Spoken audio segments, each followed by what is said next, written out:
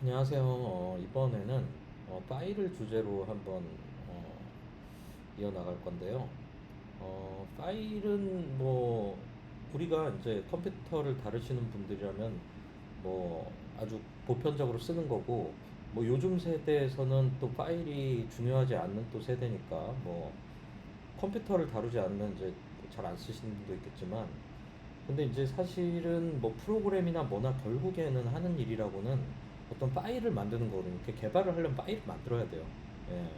근데 이제 파일을 만드는 거는 좋은데, 우리가 뭐 임의의 공간에다 막 파일을 넣어서 뭐 컴파일하고 어쩌고저쩌고 뭐 그런 개발 업무를 하는데, 내가 생성한 이 파일 도대체 어디 있는 거고 왜 이런 상황이 오는 건지 좀 알고 있으면 좀 도움이 될 거라는 생각이 들어요. 물리적 개념으로.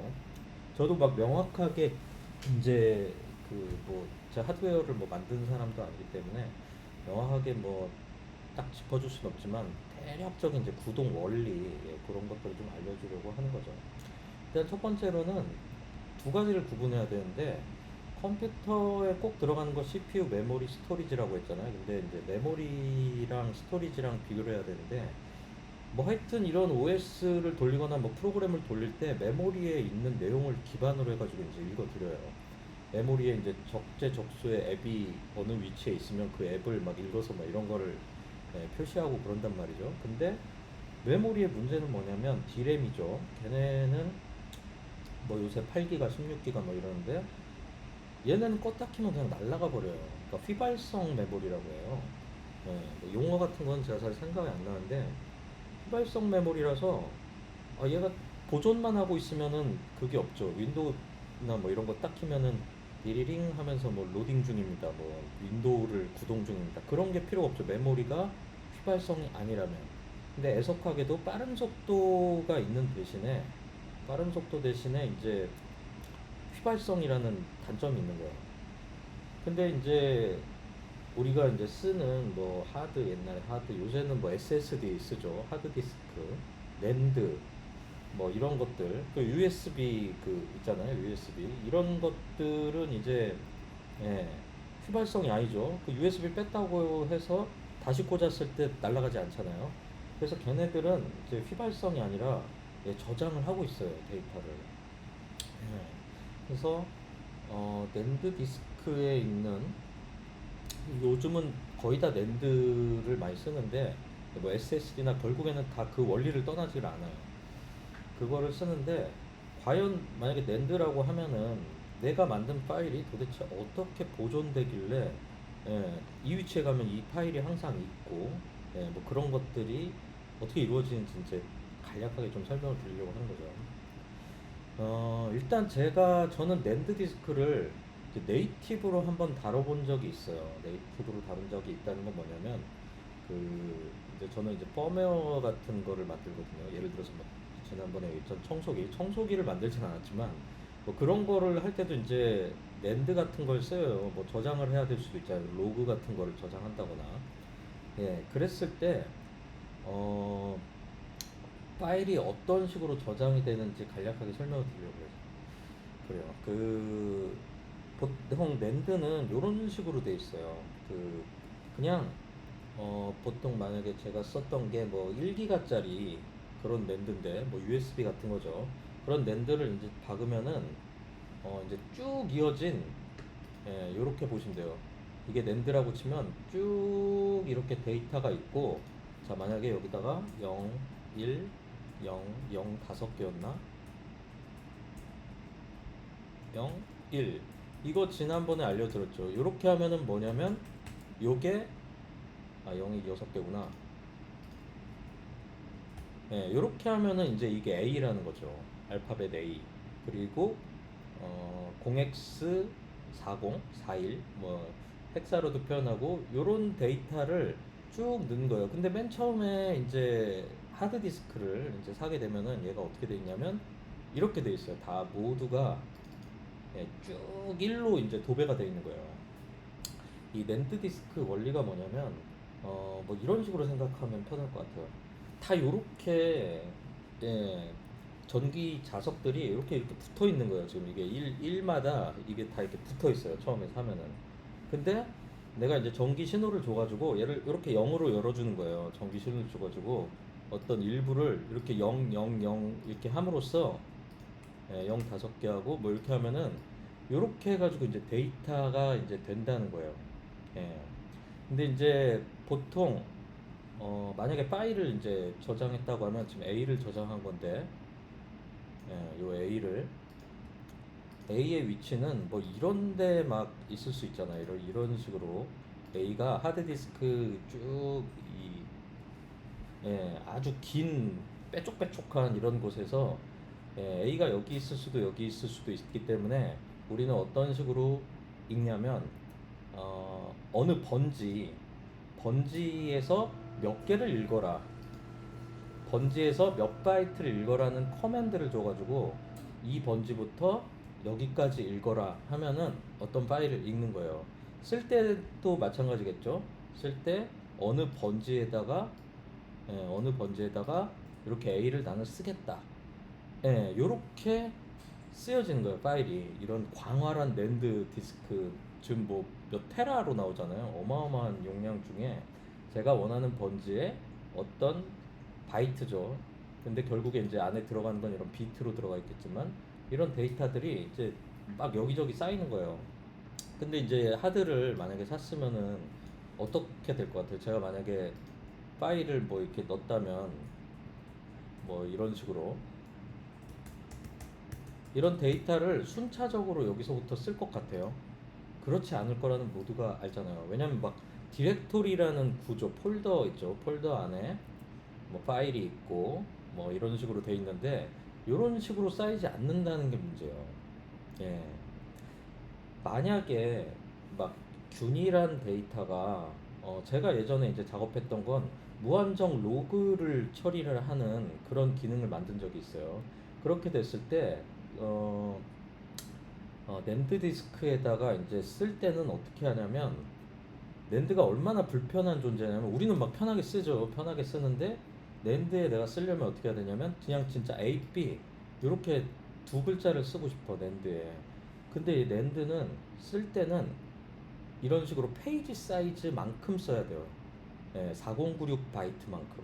이 A, B가 아니라 4096 문자를 다 채워서 이제 넣어야 된다는 거. 페이지 라이트예요. 그래서 항상 페이지 단위로 기록해야 되기 때문에 나는 고작 두 글자를 쓰는데도 불구하고 페이지의 첫 번째부터 이렇게 쓰게 돼 있어요.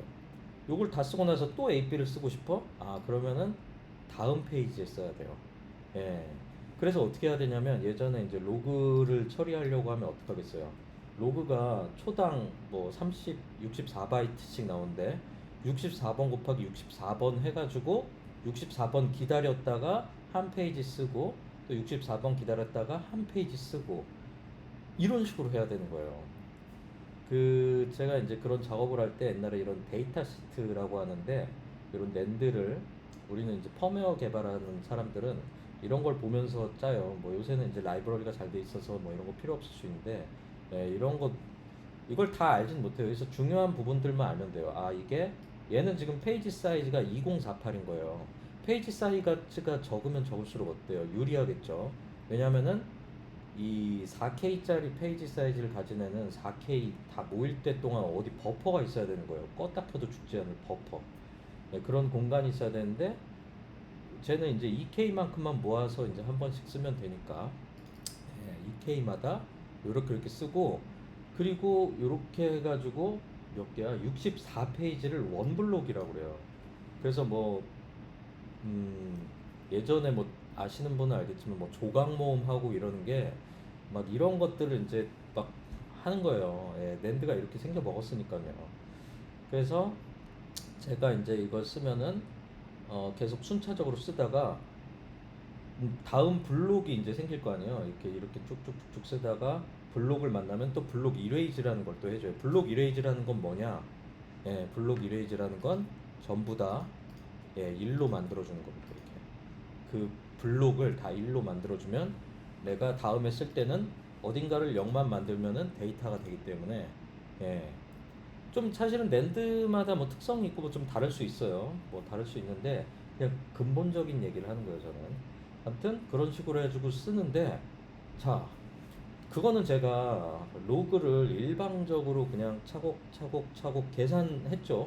64바이트씩 64번 하면 한 페이지가 된다, 막 이런 계속해서 이제 롤링을 하면서 이제 쓰면 되지만 파일은 그렇지 않잖아요. 파일은 갑자기 여기에다가 파일 명도 있잖아요. 파일 명도 있고 디렉토리 명도 있고 디렉토리명, 파일명, 그리고 파일에 들어간 내용, 예, 그런 거를 쓰려면은 이런 식으로 몽창 디렉토리명, 파일명 이거를 이렇게 기록하는 게 아니라, 그렇게 할 수도 없죠 지금. 제가 아까 말씀드렸듯이 파일명만 하더라도 여기 한 페이지가 필요하고, 저기 뭐야, 파일 내용, 뭐 디렉토리 내용 해가지고 다음 페이지가 이렇게 계속 들어간단 말이에요. 이렇게 벌써 세 페이지가 필요한 거예요. 파일 하나 저장을 하는데. 근데 이제 이거를, 그러니까 사람이 휴먼이 프로그램해서 하긴 너무 어려운 거야. 예. 뭐 테이블도 필요할 거 아니에요. 디렉토리는 어디. 자, 그런 거를 집대성 해놓고 누군가가 편하게 써주게 한 거, 이렇게 거지 같은 시스템인데, 이렇게 정말 힘든 시스템인데 편하게 쓸 수 있게 해주는 게 바로 파일 시스템이라고 하는 거예요. 그래서 옛날에 파일 뭐 올로케이션 테이블 뭐 이런 거죠. 딴 거 잘 모르겠는데 이런 걸로 모든 지금 쓰시는 노트북 뭐든 다 이런 걸로 지금 포맷이 되어 있는 거야. 포맷이 되어 있다는 거는, 이 낸드를 이용해서 이 낸드의 어떤 블록은 위에다가 막 다 적어 놓는 거죠. 이 파일은 어디 있고 뭐 어쩌고 저쩌고, 이 이 디렉토리는 어디에 어쩌고 하는 그런 거는 요 블럭에다 해놓는다. 그리고 밑에 블럭에는 내용을 쓴다. 그리고 이런 거죠. 여기에 만약에 A, B가 아니라 여기엔 파일 위치가 있는 거야. 파일 위치. 파일 위치가 있어가지고 파일이 막 이런데 이렇게 쭉 있을 거 아니에요. 이렇게 꼭 이렇게 쌓여야 되는 거죠. 낸드 특성상 페이지 처음부터인데, 이 파일 위치들을 알고 있으면 파일 위치의 번지가 몇 번째 페이지에 뭐다라고 이제 인식하고 이렇게 하는 행위, 그런 것들을 우리가 짜려면, 휴먼이 짜려면은 요거 테이블 뭐 만들고 어쩌고 저쩌고 복잡한데 누가 해준다? 이미 만들어 이제 고수 도스 시절부터 있었던, 아주 옛날부터 있었던 이런 것들이 고안되기 시작한 거죠. FAT 뭐 이런 것들.